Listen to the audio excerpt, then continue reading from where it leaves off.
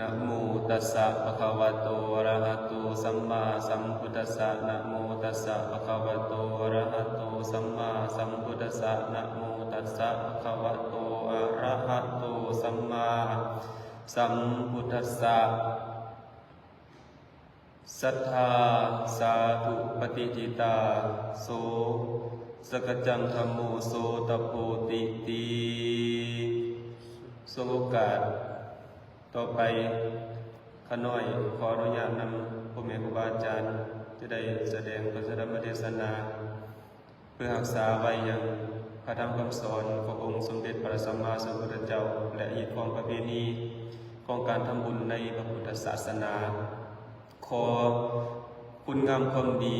ความเจริญงอกงามแห่งศีลแห่งธรรมและความผาสุกภูมิเย็นแห่งจิตแห่งใจทั้งหลายจงบังเกิดมีแก่พ่อแม่ญาติโยมศรัทธาทั้งหลายที่ได้มาร่วมทำบุญตักบาตรเนื่องในงานตักบาตรวันอาทิตย์ช่วงของพรรษาในวันนี้โดยตัวการทุกท่านทุกคนต่อไปก็ขอให้วางมือลงและก็นั่งฟังด้วยความสงบมื้อนี้ธรรมะโดยย่อจะได้เว้าเกี่ยวกับเรื่องของศรัทธาข้อเดียวสิเว้าแต่เรื่องของศรัทธาคำว่าศรัทธาในทางพระพุทธศาสนานี่คือแปลง่ายๆว่าความมั่นใจ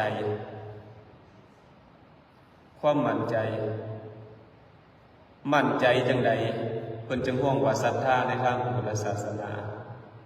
ตัวนี้สำคัญได้มั่นใจว่าบาปมีบุญมีกรรมชั่วมีกรรมดีมี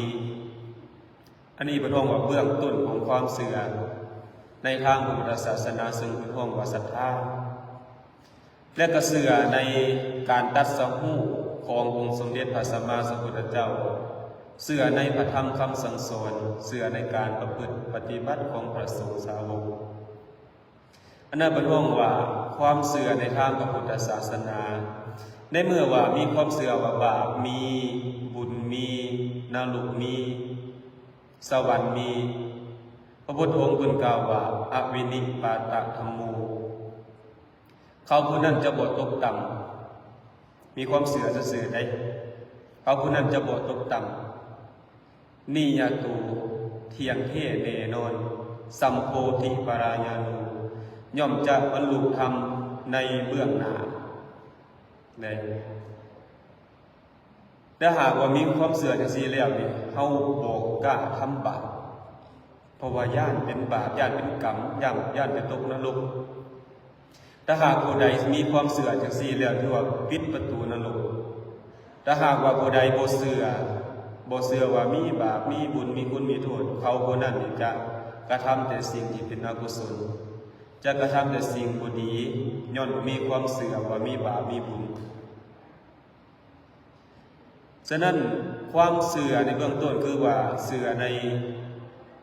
บาปมีบุญมีเสื่อในคำสั่งสอนขององค์สมเด็จพระสัมมาสัมพุทธเจ้าในพระองค์ว่าศรัทธาคนผู้มีศรัทธานี่เปรียบเสมือนอาจจะว่าเว้าเรื่องของศรัทธานี่พระพุทธองค์เพิ่นเปรียบเสมือนนุ่นได้เปรียบเสมือนนุ่นเปรียบเสมือนปุ๋ยฝ่ายที่มันเป็นละอองเบาๆนะลมมาแต่ทิศใต้ก็พัดไปทิศเหนือลมมาแต่ทิศเหนือก็พัดไปทิศใต้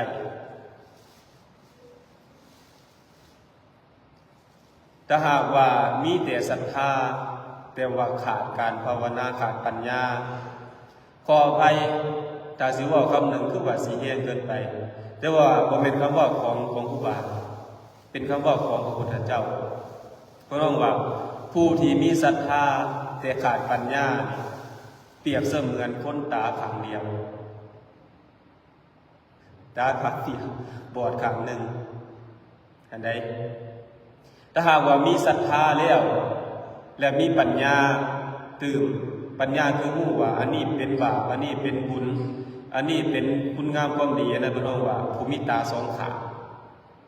ถ้าหากว่ามีแต่ศรัทธาซื่อๆเป็นว่ามีตาข้างเดียวตาข้างเดียวจังได๋มีแต่ศรัทธาซื่อๆนี่เวลามีคนมาเว้าหยุกเว้าแย่เว้าไปต่างๆนานาเฮ็ดให้เฮาหวั่นไหวคลอนแคลนเฮ็ดให้เฮาบ่เชื่อในหลักธรรมคำสั่งสอนย้อนเฮาบ่มีการคิดพิจารณาอันนั้นบ่เท่ากับคนมีตาข้างเดียวถ้าหากว่าหลงไหลเป็นนำความเชื่อของสังคมหลงไหลเป็นนำความเชื่อที่ว่าบ่เป็นจริง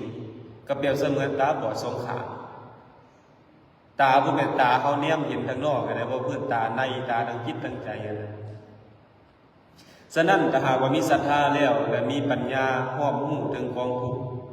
แล้วก็ฮอบรู้ถึงการทำบุญย่อมได้บุญทำบาปย่อมได้บาปเชื่อในการตรัสรู้ของพระพุทธเจ้าเชื่อในคุณงามความดีในพระองค์ว่าผู้มีตาสองข้างถ้าหากว่าเฮามีศรัทธาแล้วเฮากระทำสิ่งใดก็ย่อมสำเร็จพระพุทธองค์เพิ่นกล่าวว่าศรัทธาสาธุปฏิทิตาศรัทธาตั้งมั่นแล้วย่อมประโยชน์ให้สำเร็จผู้มีศรัทธานี่เปรียบเสมือนแมงผู้แมงผึ่งแมงผู้ผึ่งประสงค์ดอกดวงหอมซาดว่าแนวแมงวันเนาเหม็นบ่สมต้องฮอกฮอนบินบอนฝ่ายแสวงหาเตของเนามาลาดวงดอกไม้แมงวันเจ้าบ่สะอ่อนดอกเด้อบุหานว่าแมงผู้ผึ่งนี่คือผู้ที่แสวงหาแต่คุณงามความดีแสวงหาตั้งแต่เกสรดอกไม้แสวงหาศีลแสวงหาธรรมเฮาเป็นผู้มีศรัทธาเป็นผู้แสวงหาคุณงามความดีคือเฮามาตักบาตรในมื้อนี้เปรียบเสมือนเฮาเป็นแมงผู้ผึ่งประสงค์ดอกดวงหอมดอกดวงหอมนั่นก็คือศีลคือธรรมคือศรัทธาคือคุณงามความดีอันนั้นเพิ่นฮ้องว่าแมงผู้ผึ่งประสงค์ดอกดวงหอมซาดว่าแนวแมงวันเน่าเหม็นบ่สมต้องก็คือผู้ที่บ่สนใจในหลักธรรมคำสั่งสอนบ่มีศรัทธาบ่มีศีลบ่มีปัญญาบ่สนใจในการประพฤติปฏิบัติบ่สนใจในคุณงามความดีอันนั้นเป็นห้องว่าแมงวันเน่าเหม็นบ่สมต้องฮอกฮอนบินบอนฝ่ายแสวงหาแต่ของเน่าแสวงหาที่บุญแล้วเนี่ยบ่เป็นตาเรื่องอันใดบ่เป็นบุญบ่เป็นกุศลแสวงหามาลาดวงดอกไม้แมงวันบ่สะอ่อนคันว่าเอามาขังแมงผู้กับแมงผึ่งนี่นะแมงตัวผึ่งกับแมงวันมาขังใส่โจกแก้วเดียวกันขังไว้ปล่อยพร้อมกันแมงผึ่งนี่สิไปใส่พุ่นและเกสรดอกไม้หาของหวานหาของหอมแมงวันได้ไปใส่พุ่นและบนใดเน่าๆเหม็นๆไป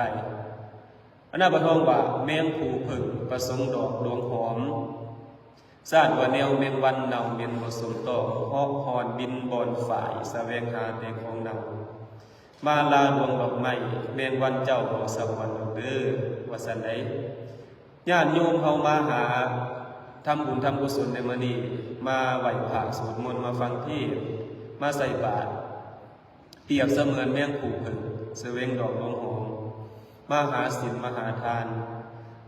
ถ้าหากว่ามหาศีลมหาทานแล้วสิ่งที่ได้ก็คือเกสรดอกไม้ก็คือคุณงามความดีคือความสบายกายความสบายใจเพราะว่าศรัทธานั่นแปลว่าความเชื่อว่าเฮ็ดไปแล้วสิได้บุญ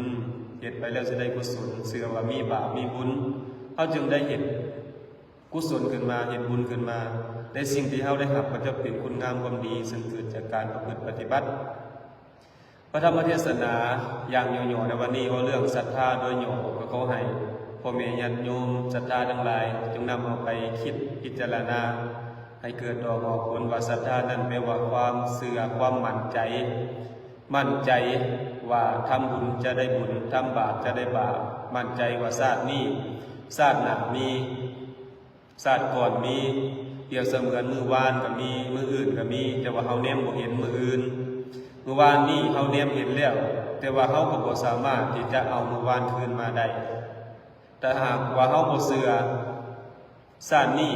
ชาติหน้ามีให้เฮามาหวนเบิ่งว่ามื้อนี้ก็มีมื้อวานก็มีมื้ออื่นก็ย่อมมีแต่ว่ามื้ออื่นนั้นเฮาบ่เห็นแต่ว่าเป็นหยังเฮาจึงมั่นใจว่ามื้ออื่นมีย้อนว่ามื้อนี้เป็นมื้ออื่นของมื้อวานที่ผ่านมา แต่ว่ามืออื่นมือต่อไปนี่มือวันจันทร์นี่เฮาเห็นบ่เฮาบ่เห็นแต่ว่าเฮาเชื่อบ่ว่ามันมีเฮาเชื่อว่ามันมีย้อนหยังล่ะย้อนมื้อนี้วันอาทิตย์นี่เป็นมื้ออื่นของวันเสาร์ที่ผ่านมาเมื่อวานนี้ชาติหน้าก็เปรียบเสมือนคือกันนี่ล่ะเฮาบ่ต้องไปเบิ่งว่าชาติหน้าชาติก่อนเฮาเบิ่งแต่มื้อนี้มื้ออื่นแล้วก็มื้ออื่นฉะนั้นขอให้เฮาเป็นผู้มีตาสองข้างเด้อเป็นผู้มีตาสองข้าง